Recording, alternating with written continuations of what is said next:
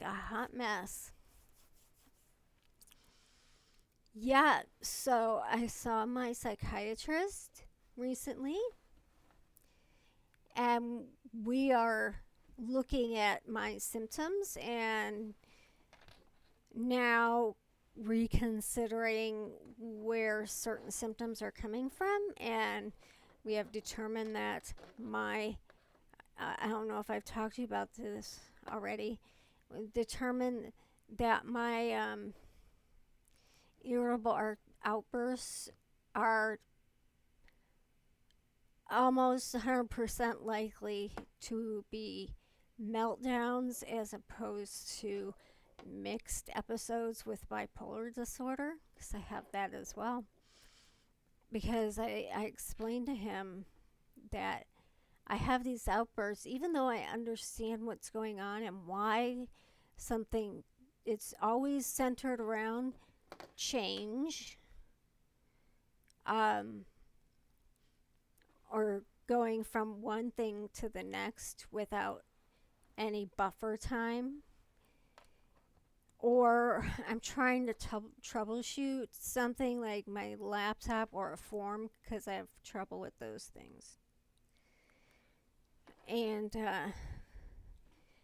And I think that in some of I believe I do have hypomanias. I used to have manias, but my medication takes care of it.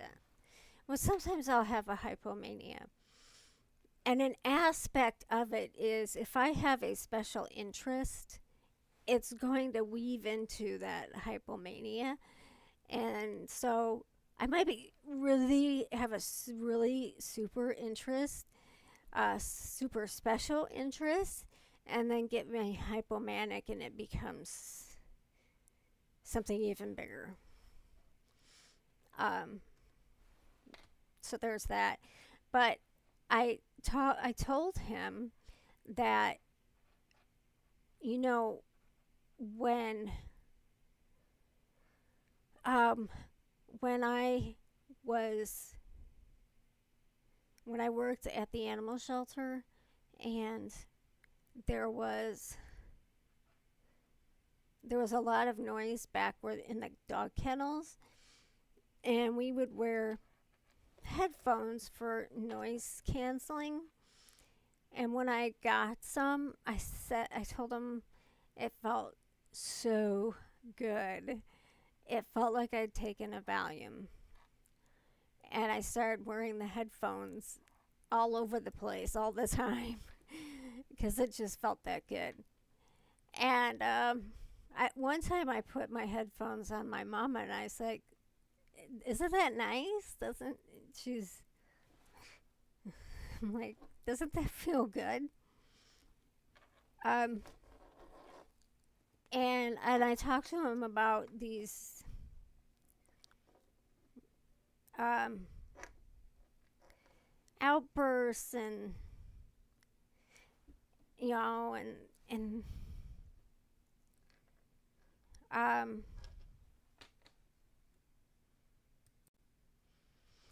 and he said that I need to have.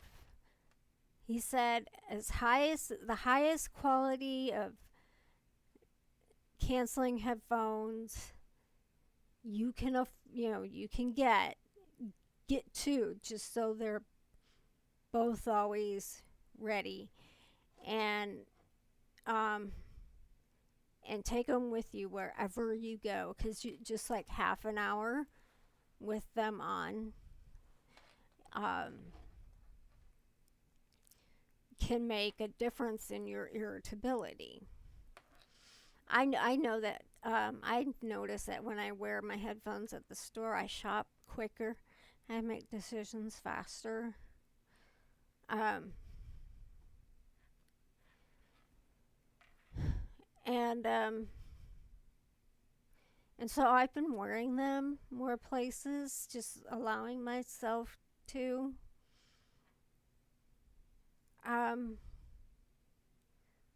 and he also told me to tell my mom that she needed to. I already said that before. Um, we talked about something else. Oh, my symptoms as a child, and he said, "Well, I guess you just flew under the radar." Well, those symptoms were the following. Started it as an infant. I didn't cry. My mom would wake up and to silence and rush in the room, and there I'd just be awake. I had delayed speech, selective mutism, complete absolute freakouts, like from loud noises, like screaming down the street. um, Solitary activities, overly sensitive, too shy, too sensitive, those really, really quiet. Yeah, because I couldn't talk. um, just bullied, um, trouble with friendships. If I ever did get a friend, I'd smother them to death so much. I'd be so clingy because they were like something that could navigate me through life, through socializing, people how to socialize. But that's how I always lost them, because they um and I didn't know how to. I Some lady tried at school tried to talk to me about how to make friends, but if I had been me now as a child, I would have been getting I would have been diagnosed, and I would have been um, given support, and I would have probably had a better childhood. But yeah, and I do think about that, and it does make me angry that I was diagnosed at 53, and I've gone that whole time from that baby that didn't cry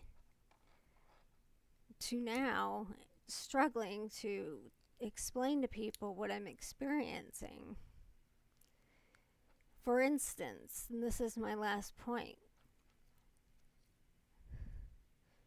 social anxiety.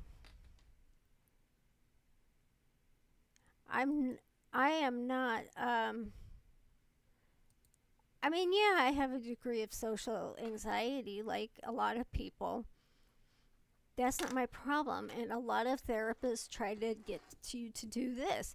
I know all the cognitive behavioral now, and I do still use some, but they're always asking, well, what are you afraid of? And um, when I say I'm afraid they're going to think I'm weird and awkward, what they hear me saying is, I'm afraid of something that's not true, of them thinking something that is not true. But what I'm trying, and then, well, yeah, we can fix that. Let's work around, let's do the cognitive behavioral therapy around that. I've been there, I've done it. But when you actually are weird and awkward,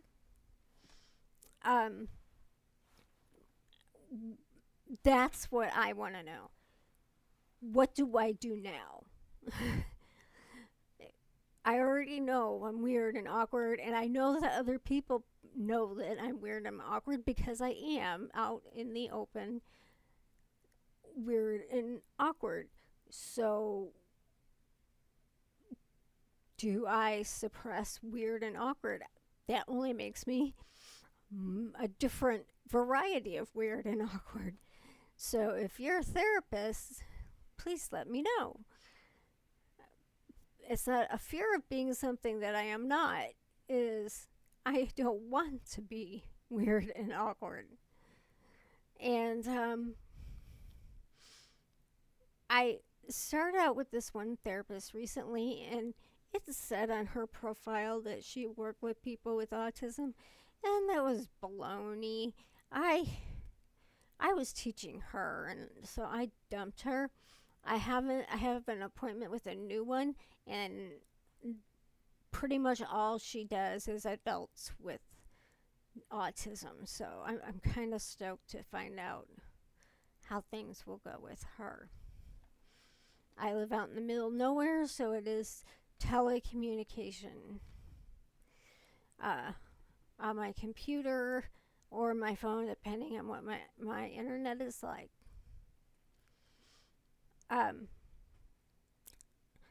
My doctor said I was supposed to get the best that I could afford for sound protection. I cannot afford Bose or anything like that. So, well, see, I had these, and these were just for me to listen to TV. Just basic Bluetooth. But my first headphones, my first experimentation was with your cheapy Pro case. I like the big ears to cover my whole ear. But the new ones, these are the more expensive ones, and they're comfortable, but not for all day wear, and I wear headphones most of the day.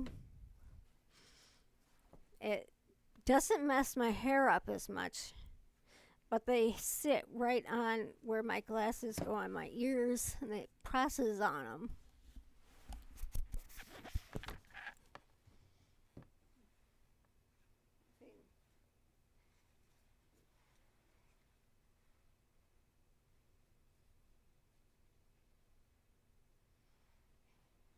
I don't like this.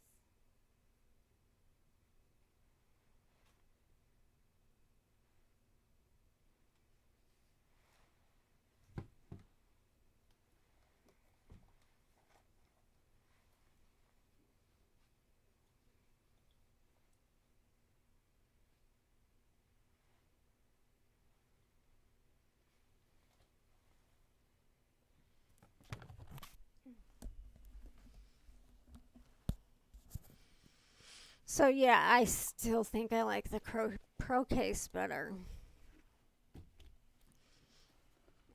And these were too much money.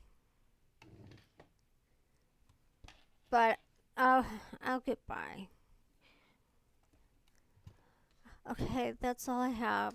I know it wasn't a very good video. I'm just like I said in one of my videos, I'm really tired and exhausted and going through burnout.